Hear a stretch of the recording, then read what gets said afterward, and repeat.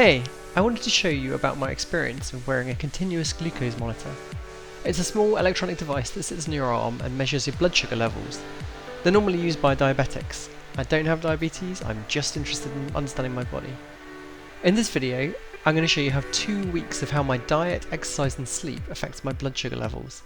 Each of the dots represents one measurement from the monitor. So before I started playing, at the bottom in green you can see what I had for lunch on this day, a lentil and cheese salad.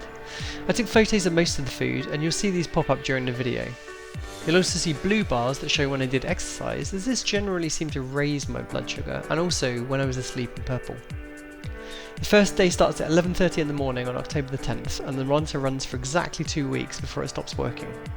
The normal range for blood glucose in non-diabetics is 70 to 180 milligrams per deciliter, and I stayed inside this range the whole time, although I got pretty close to both ends. Ready?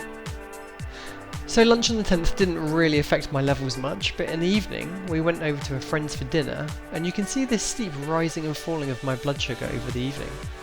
It failed to record data for a few hours overnight, I don't know why, and then overnight you can see it slowly coming down. In the morning, I went for a 2-hour run, and you can see that my blood sugar was really going up, partly from the exercise but also from the 2 energy gels that I took while I was out.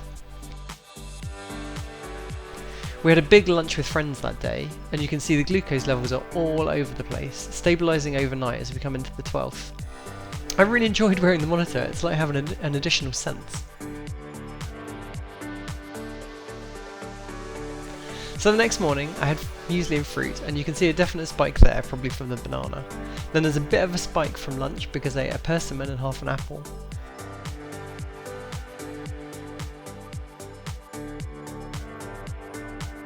In the evening we went to a bar, and there's an immediate spike from the sugar and the alcohol-free beer and then dinner. I ate quite late for me, and that's making my overnight blood sugar much higher than it normally would be. On the 13th for breakfast there's another spike from breakfast, and the exercise during the morning is making my blood sugar a bit high. Salad for lunch doesn't make a huge impact, but going into the evening we see a massive spike from another alcohol-free beer, then a salad with a very sweet sauce and a pizza. As we go into the 14th, we can see a rise in blood sugar, presumably as my body is digesting the food.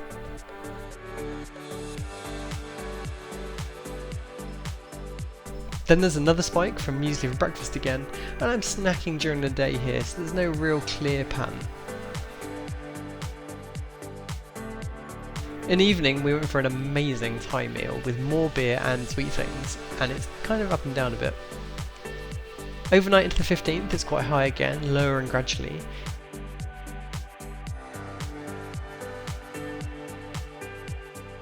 Then in the morning, there's our friend, the breakfast peak, which is maybe extended by some exercise. Lunch is pretty flat, and the evening meal of baked potato, cheese and beans and alcohol-free beer really kicks it right up. Because I ate early, my blood sugar's quite low overnight.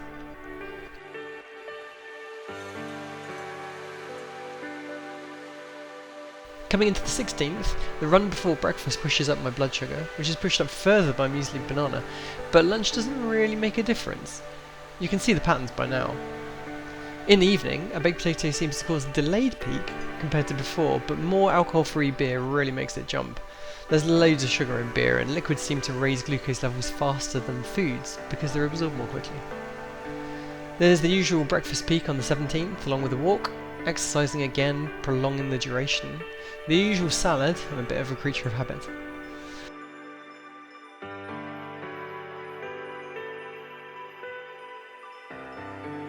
Then in the evening another beer with couscous makes it jump up again. The next time I get one of these devices I'm definitely going to try some experiments of eating different things for breakfast to see what effect it has on my body. It's never going to be completely flat, but the less spiky the better, as it will reduce my risk of diabetes later in life. I might try eating white pasta one day, brown pasta another, white rice, brown rice, couscous, just see what difference it makes. One thing I've realised from all this is that couscous isn't a very healthy food for me. It causes some pretty sharp peaks. This is the whole point of the exercise of what I'm doing, to understand what different foods do to me in particular, and so your results will definitely be different to mine. How? I don't know. I'm also going to try breakfast with and without gentle and strenuous exercise to see if that makes a difference to me. At this point, I kept forgetting to take photos of my food, apologies. It was delicious dinner and I really wish you were there. Another late evening, another high blood sugar night.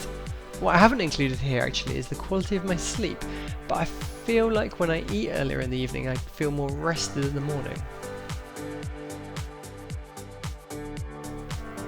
For lunch we went to a really nice Thai place in Alicante. If you're ever down that way, do check it out, the tom yum was fantastic. We were snacking all afternoon, that's making my blood sugar stay a little higher than normal for me, but it's coming down overnight into the 21st. For breakfast here you can see a smaller spike than normal, I don't know why, and then we went for a gentle 3-hour walk and that didn't make it go up at all. Followed by 2 beers in quick succession, a load of fried potatoes and some salad that really did make it go up.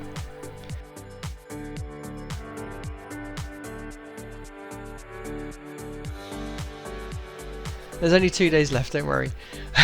Overnight, it's gently going down, then up again for breakfast and staying up because we went for brunch with friends. Then after a run in the afternoon I made vegetable paella, and this is probably the highest point I reached in 2 weeks, as you can see. Paella in particular really seems to make my blood sugar go through the roof.